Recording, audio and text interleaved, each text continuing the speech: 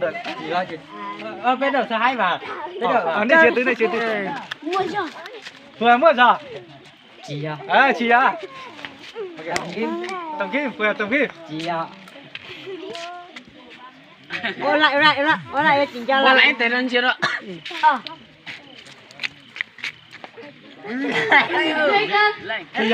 à ok ô lại nữa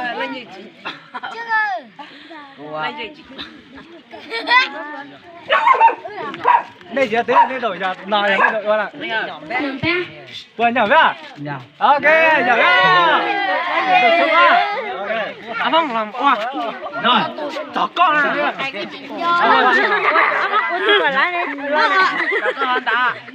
chuyện ủa nó nữa đổi nó tư ok đổi nó chạy đúng rồi nhá Không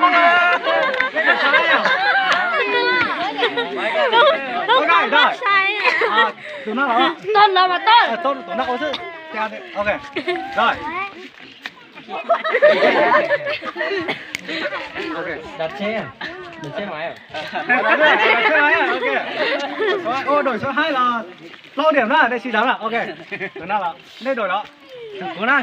Này chỉ là trong cái chân này chỉ có này.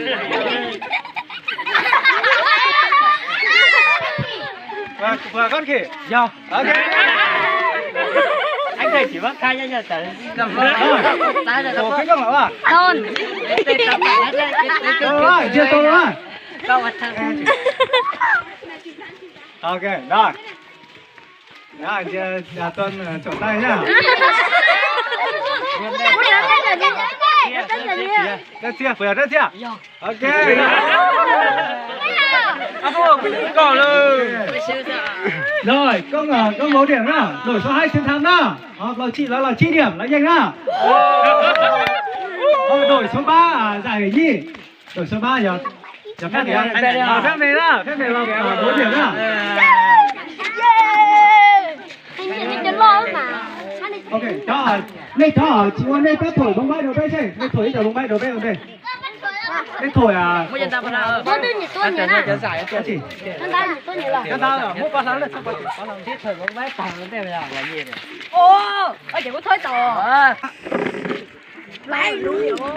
Cho đều trong nó là chính đây toán này, đây toán chỉ đâu chơi gì nào nào. này đặt xe có hải bê mà nhà thằng ấy chỉ chú ý à chưa cái cháu nó đi đâu đi đâu á mới phải mới phải đó ok sao lại chưa xíu nữa luôn rồi chưa Cháu ơi. nhanh lên không phải cái vậy mày chưa lên tao rồi chưa từ đâu từ đâu xong lên chưa ok Thầy tiếp đi.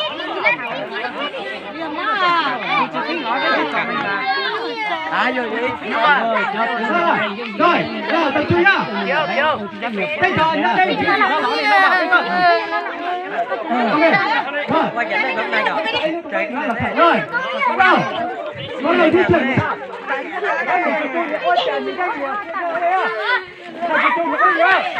chú bác thảo đó dần đến cái thằng mà đi vào lớn à đây nó đi khám đi kiểu đó ai nó lên rồi cho mình lên đây chỉ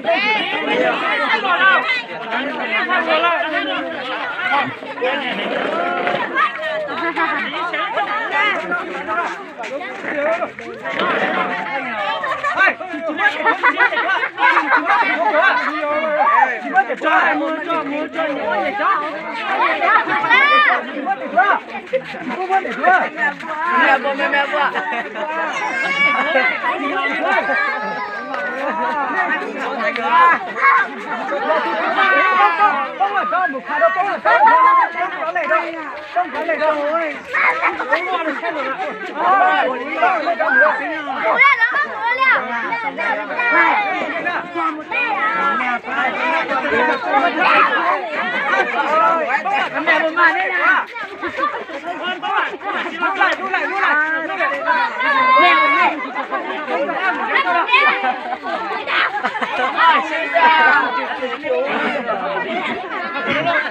Tụi kia chết của hắn. Nên chạy.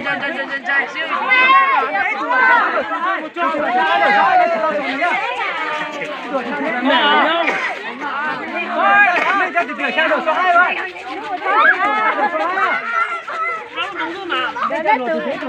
Đó đi. Tia. Đây này, đó nha.